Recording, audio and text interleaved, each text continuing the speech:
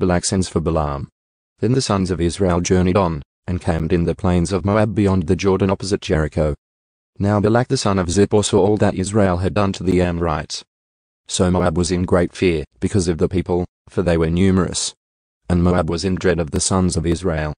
Moab said to the elders of Midian, "Now this horde will eat up all that is around us, as the ox eats up the grass of the field." And Balak the son of Zippor was king of Moab at that time. So he sent messengers to Balaam the son of Beor, at Pethor, which is near the Euphrates River, in the land of the sons of his people, to call for him, saying, "Behold, a people came out of Egypt. Behold, they have covered the surface of the land, and they are living opposite me. Now, therefore, please come, curse this people for me, since they are too mighty for me. Perhaps I will be able to defeat them and drive them out of the land. For I know that he whom you bless is blessed, and he whom you curse is cursed." So the elders of Moab and the elders of Midian left with the fees for divination in their hands. And they came to Balaam and repeated Balak's words to him. And he said to them, "Spend the night here, and I will bring word back to you just as the Lord may speak to me." And the leaders of Moab stayed with Balaam. Then God came to Balaam and said, "Who are these men with you?" Balaam said to God, "Balak the son of Zippor, king of Moab, sent word to me.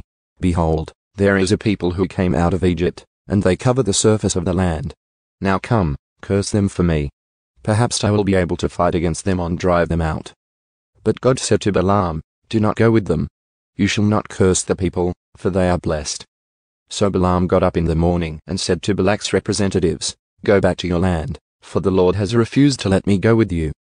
And the representatives from Moab got up and went to Balak, and said, "Balaam refused to come with us." Then Balak sent representatives once again, more numerous and more distinguished than the previous. They came to Balaam and said to him, "This is what Balak the son of Zippor says, I beg you, let nothing keep you from coming to me. For I will indeed honor you richly, and I will do whatever you tell me. Please come then, curse this people for me." But Balaam replied to the servants of Balak, "Even if Balak were to give me his house full of silver and gold, I could not do anything, either small or great, contrary to the command of the Lord my God. Now please, you also stay here tonight, and I will find out what else the Lord will say to me." And God came to Balaam at night and said to him, "If the men have come to call you, rise and go with them. But you shall do only the thing that I tell you."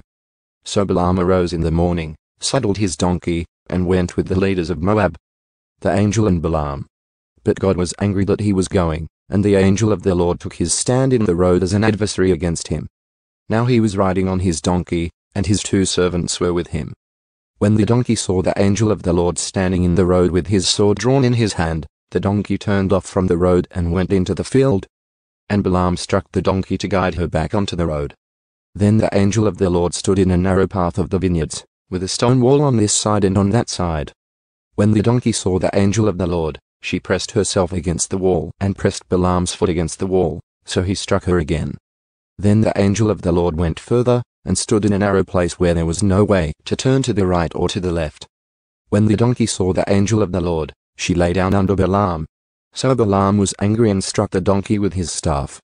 Then the Lord opened the mouth of the donkey, and she said to Balaam, "What have I done to you, that you have struck me these 3 times?